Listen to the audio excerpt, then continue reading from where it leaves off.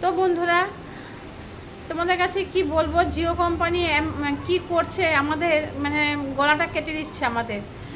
মানে আগে আমি ব্যালেন্স ভরলে আমার নেট যা থাকতো তাতেই আমার হয়ে যেত ভিডিও করা। হয়তো দুই এক সময় অল্প অল্প করে ভরতে হতো, কিন্তু এখন না একদমই থাকছে না নেট, জানো তো। যা ব্যালেন্স ঢুকাচ্ছি সেই ব্যালেন্সে আমার নেট কুলোচ্ছে না, আবার ডবল ডবল মানে ফ্রি নেট ভরতে হচ্ছে। তো এত পয়সা কোত্থেকে পাবো বলো তো?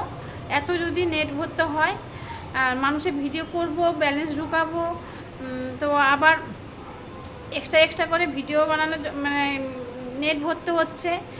প্রথমে বলেছিল জিও জিও কোম্পানি যে নেট ফ্রি থাকবে, এই থাকবে, সে থাকবে, অনেক রকম অনেক কথাই শুনেছিলাম। যে তাড়াতাড়ি করে আমি জিও সিম নিয়ে নিলাম। আমার এয়ারটেল নাকি ছিল একটা, তো আমি তাড়াতাড়ি করে আমি জিও সিম নিয়ে নিলাম। এখন দেখছি জিও সিমে এত প্রবলেম হচ্ছে, কি বলবো, মানে জিও সিম রাখতেই পারবো না মনে হচ্ছে আমার। এত এত খুব নেট খাচ্ছে, মানে প্রচণ্ডভাবে, আমি পারছি না। তো যাই হোক বন্ধুরা, তোমাদের কি প্রবলেম হচ্ছে না হচ্ছে আমি জানি না। আমি তো আমার যেটা প্রবলেম হয়েছে সেটা আমি তোমাদের কাছে শেয়ার করছি, তো বলছি। তো তোমাদের কথাটা কেমন লাগছে তোমরা অতি অবশ্যই আমাকে কমেন্ট করে জানিও।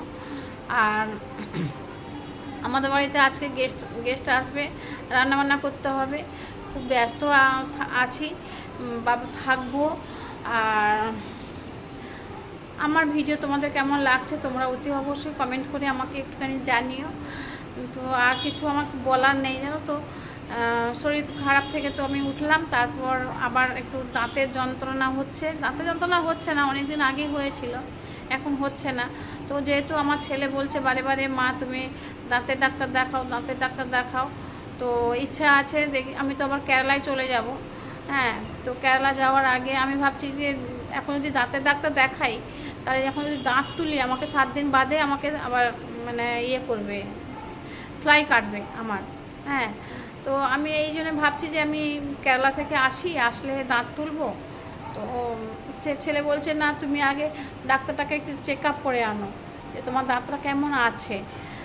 দিব্যি টিব্বি দিয়ে বলছে আমার ছেলে যেহেতু। তো আমি এখন তাহলে একবার দাঁতের ডাক্তার কাছে যাব। আর এখন যাব না, আজকে বা কালকে যাব, গিয়ে ডাক্তার চেক আপ করে আসবো দাঁতটা আমার কেমন আছে। লাস্টের দাঁত একদম, জানো তো, কোনার দাঁত একদম ওপরের দিকে একদম ভেতরে ঢুকে গেছে, দাঁত ভেঙে ভেঙে ভেঙে ভেঙে না মাড়ির ভেতরে ঢুকে গেছে। তো জানি না কি অবস্থায় আছে, বলতে পারছি না। তো যা হবে হবে, আমি সেই নিয়ে টেনশান করছি না। যাই হোক, আমি ছেলেরা যখন দিব্যি দিয়েছে আমি ডাক্তার দেখিয়ে আনবো, ডাক্তার দেখিয়ে এনে তারপর কেরালায় যাব। তো বন্ধুরা, আমি কেরালায় যাব, তোমাদের পাশে থাকবো। আর আমি কেরালায় গিয়ে ওখানে গিয়ে কী করছি তোমাদের সবাইকে মানে শেয়ার করবো সব কিছু। তো বন্ধুরা, তোমরা সবাই ভালো থাকবে, সুস্থ থাকবে। হ্যাঁ, তোমরা সবাই ভালো থাকবে, সুস্থ থাকবে। আর টাটা।